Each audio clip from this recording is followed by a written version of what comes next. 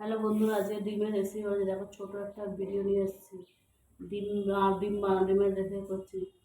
প্রথমে ডিমটাকে পেঁয়াজ দিয়ে, বেসন দিয়ে আর ডিমটাকে মেখে নিব। প্রথমে মেখে নেবার পর চাটু বসিয়েছি, চাটুতে তেলটা গরম করে ছেড়ে দিয়েছি। একটাই ডিম আছে, বেশি নেই, সিম্পল। তারপরে পেঁয়াজ দিয়ে রান্না করব। ডিমটা তেল দিলাম 1 চামচ। তেল দেওয়ার পর ডিমটা ভাজবো। ভেজে নেওয়ার পর তরকারি বসাবো। ডিমটা ছেড়ে দিই। তারপরে পেঁয়াজ দিয়ে একটা ছোট্ট মতো রেসিপি বানাবো।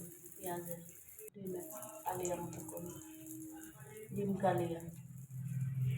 তারপরে ডিম ডিম ছেড়ে দিয়েছি, আমলেট বানাচ্ছি। আমলেট বানাবার উল্টে পাল্টে দিলাম 2-3 বার। উল্টে পাল্টে দিয়ে তারপর উল্টে পাল্টে দিয়ে পেঁয়াজ